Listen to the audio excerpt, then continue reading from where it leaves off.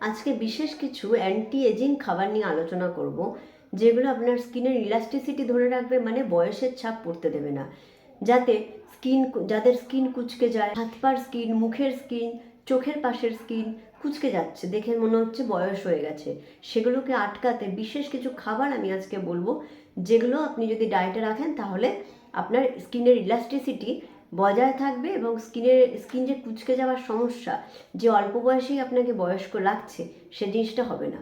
আর এমন একটা বিশেষ খাবারের কথা বলবো যেটা আপনাকে পুরোপুরি বন্ধ করে দিতে হবে, কারণ ওই খাবারটি আপনার কিন্তু স্কিনকে কুঁচকে দেয়। এই সব কিছু ভিডিওতে আলোচনা করব। স্কিনকে ভালো রাখতে গেলে আমরা জানি কোলাজেন, এই জিনিসটা খুব দরকার। বয়সের ছাপ বোঝাতে না গেলে আপনার শরীরে দরকার কোলাজেন। কোলাজেন যদি সঠিক মাত্রায় প্রোডাকশন হয়, স্কিনের ইলাস্টিসিটি ভালো থাকে, মেনটেন থাকে, তাহলে আপনার যদি 50 বছর বয়সও হয় আপনার কিন্তু সেটা মনে হবে না।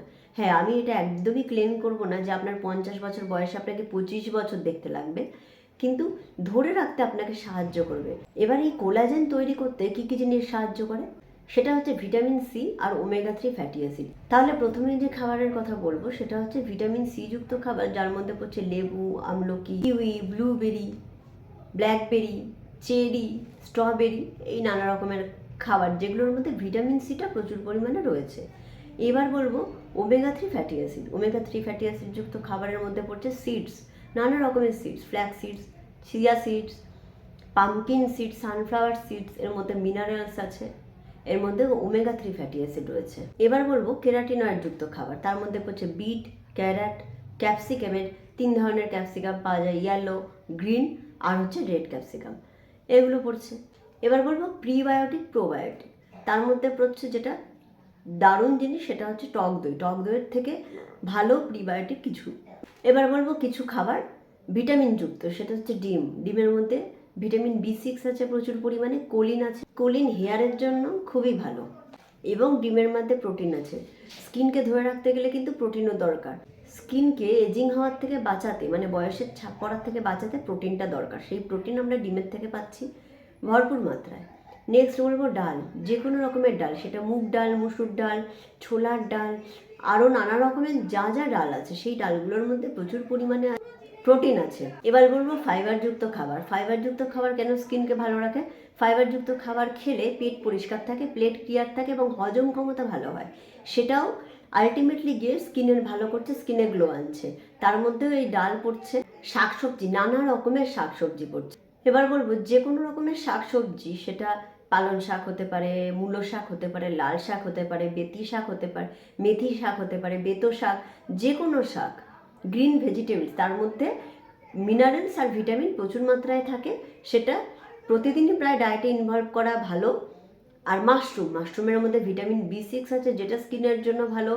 ভিটামিন সি আছে প্রচুর পরিমাণে, অ্যান্টিঅক্সিডেন্ট আছে। এই অ্যান্টিঅক্সিডেন্ট কিন্তু বয়সের ছাপ পড়তে দেয় না, তাই মাশরুম কিন্তু প্রতিদিন ডায়েটে রাখতে হবে যারা স্কিনটাকে ধরে রাখতে চায়। কোনো রকমের ফ্রুটস, তার মধ্যে বিশেষ করে পড়ছে আপেল, পেয়ারা, মুসাম্বি লেবু, কমলা লেবু, বেদানা, পাকা পেঁপে, এর মধ্যে প্রচুর অ্যান্টিঅক্সিডেন্ট রয়েছে, ভিটামিন সি রয়েছে, পটাশিয়াম, ফসফরাস, ম্যাগনেসিয়াম। এবার বলবো গোলমরিচ। গোলমরিচের মধ্যে রয়েছে পিপেরিন।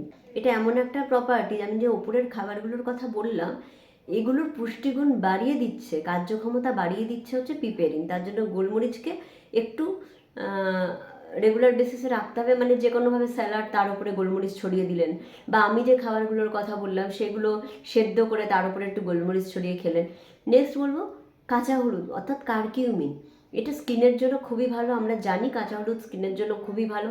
স্কিনে গ্লো আনতে, স্কিনের ইলাস্টিসিটি মেনটেন করতে কাঁচা হলুদের কিন্তু প্রচুর গুণ আছে এর ক্ষেত্রে। স্কিনের ইলাস্টিসিটি মেনটেন করতে, আপনাকে ইয়ং রাখতে গেলে আপনাকে carotenoids, fibre, vitamin C, protein, antioxidant, omega 3 fatty acid আর কেরাটিনয়েডস, এগুলো প্রচুর প্রচুর মাত্রায় আপনার ডায়েটে রেগুলার বেসিসে রাখতে হবে। এমনকি খাবার আছে যেটা আপনাকে বন্ধ করতে হবে, সেটা হচ্ছে চিনি বা সুগার। চিনি বা সুগার যদি আপনি খান তাহলে এই যে এতগুলো খাবারের কথা বললাম, এর কার্যক্ষমতা কিন্তু কমে যায়। সেক্ষেত্রে শুধু একমাত্র চিনি বা সুগার, এটাকে পুরোপুরি আপনাকে বন্ধ করতে হবে।